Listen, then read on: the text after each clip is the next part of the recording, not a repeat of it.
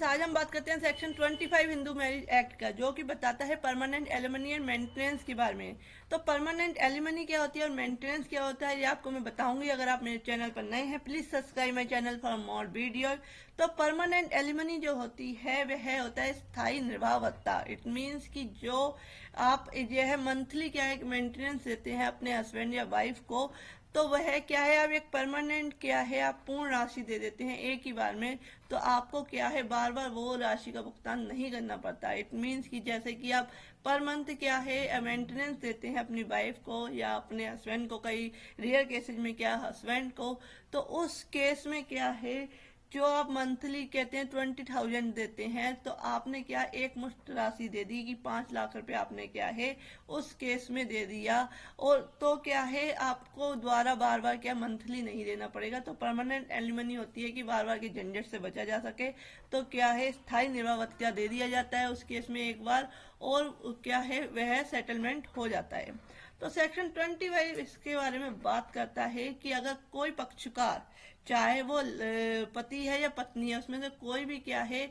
कोई आवेदन करता है, एप्लीकेशन देता है कोर्ट में कि उसको जो डिक्री देने के जो उस कोर्ट में केस चल रहा है वह है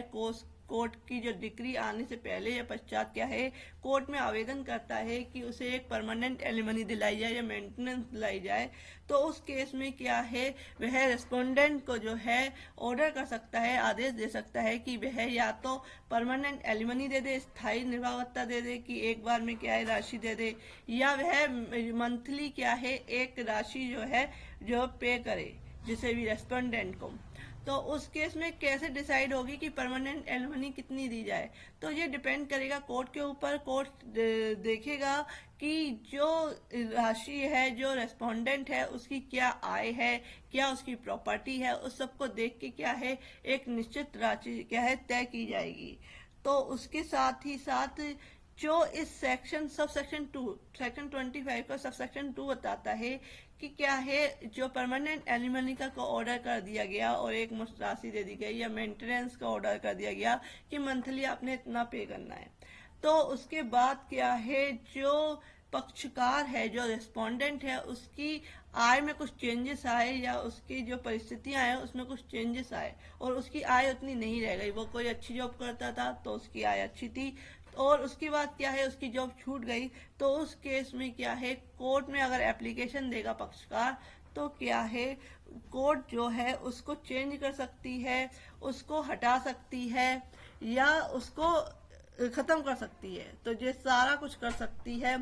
तो फ्रेंड, नेक्स्ट आता है सबसेक्शन 3। सबसेक्शन 3 कहता है कि यदि न्यायालय संतुष्ट हो और पक्षकारों में से किसी पक्षकार ने आदेश किया है और पक्षकार ने क्या है आवेदन किया है और क्या है उस जो दूसरा पक्षकार था उसने पुनर्विवाह कर लिया है, द्वारा मैरिज कर लिया है, या क्या है वह क्या है सती नहीं रह गई है, तो उस केस में क्या है, या जो पति है उसने क्या है दूसरे शादी करके क्या है रिलेशनशिप बना लिया है, तो उस केस में जो है कोर्ट